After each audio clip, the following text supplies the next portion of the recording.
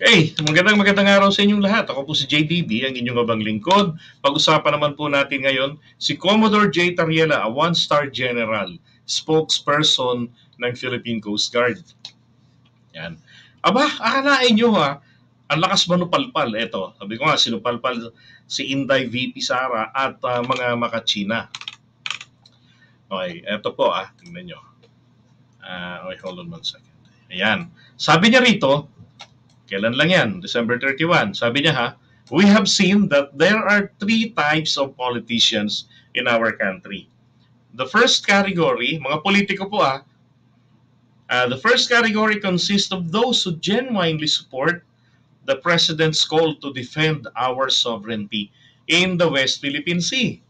And then yung pangalawa naman daw po, yung una, talagang tumutugon sa panawagan ng ating Pangulong ipaglaban genuinely ang ating karapatan sa West Philippine Sea. Yung pangalawa naman daw po, ito daw po yung mga nakisawsaw for political gain, para hangaan lang sila. Now, again, ito pong mga nakisawsaw na to, paano po ba yung ating acid test sa mga to? Simple lang, kailangan nilang maglabas ng maasim na statement laban po sa interest ng China sa West Philippine Sea. Kapag nagawa nila yan, nakinukundin ako to the highest level. Yung mga ganong klase. Yan po, masasabi natin hindi po yan tuta ng China. Pero etong mga putak ng putak, kunwari para sa bayan, ganyan-ganyan. Pero oras na yan ang kailangan gawin, they could not do that. Hindi nila kayang saktan ng China. Baka mawalan sila ng pondo sa kampanya o mawalan sila ng mga budget. Diba? Ito pa. Pangatlo naman daw po, ito naman daw sabi niya. At ang panghuli, sa kategorya, binubuo daw ng mga nananatiling silent night and indifferent to the West Philippine Sea issue. Sino ba silent night dito? Di ba si BP Sara? And then yung napaka-indifferent po dyan sa West Philippine Sea issue, syempre tatay niya pa rin.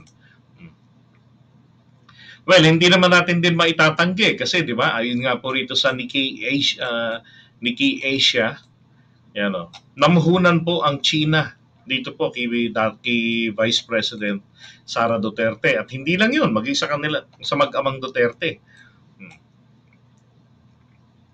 Na-content na po natin yan. And then ito, maganda po ito, basahin ninyo. The communist-inspired Sara Duterte. Kailan ito? March 7, 2023.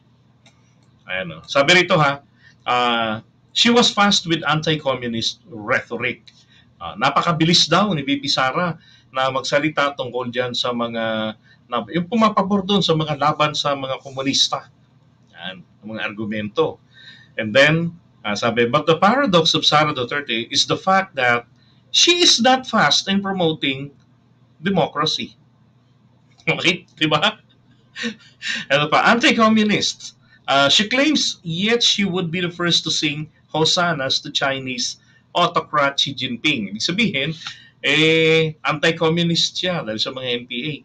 Pero naman, pumupuri, di ba? Dito kay Xi Jinping. At bumati pa gamit yung pinag-ensayuhan na Mandarin greetings niya para dun to sa National Day ng People's Republic of China. Ito pa, she appeared like a small child, delighted at her newfound toy, the office of the Vice President. Now, what is it that makes this Duterte's kowtow to red Chinese imaginations, even in the Philippine territories are being occupied as a feudal possessions in exchange for our homage and allegiance to China? And is there allegiance to Communist China in exchange for the money that funded their political campaigns? Diba? Yun naman po talaga maliwanag rito. Pera-pera naman po talaga yan. Ang pagsuporta sa China, pera-pera po talaga naman ang kapalit. Alright, so again ang lakas pambasag nito ni Tariela. Ito yung gustong-gusto ko rito. Ngayon, tanong, ito po, dyan po sa atin sa mga senador natin.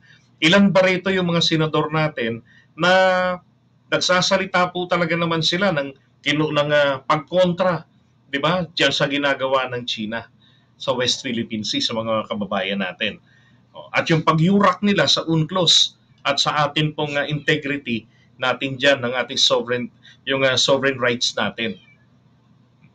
Ilan yung mga senador natin ngayon na nagsasalita laban dyan. Pero hindi naman po nila kaya talaga namang magsalita ng maanghang na kung saan talaga pong matatamaan ang impluensya ng China. So dyan nyo po makikita yan.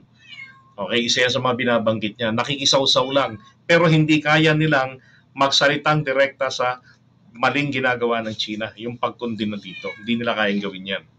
Huwag nyo na pong iboboto mga ganyan.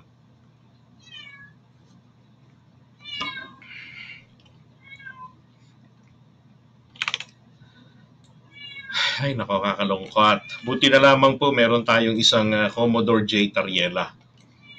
Ngayon, isang ini-issue po rito ng mga DBS. Kaya raw po ito ganyan magtanggol ng ating EEZ sa South China Sea. Kasi may balak lang daw po itong magsenador. Aba, para naman sa akin, kung magsisenador ito, kung ano na lang, wala na pong botohan, palit tao na lang, di ba? Bubunot tayo ng makachina sa Senado, ipalit natin tong ganito. Yung ganitong klaseng tao, di ba? May paninindigan. Sabi ko nga napakasarap nga yung manindigan para sa mga to kasi ang ating Pangulo talagang naninindigan para po sa ating karapatan sa West Philippine Sea. Kaya lang, meron po tayong mga rito sa dito sa ating bansa ng mga ewan 'di ba? Mas parang mas mahalaga pa po sa kanila yung kapakanan ng bansang China. Yan ang isang masaklap na katotohanan diyan. Alright, so move naman tayo ron sa susunod naman natin na topic.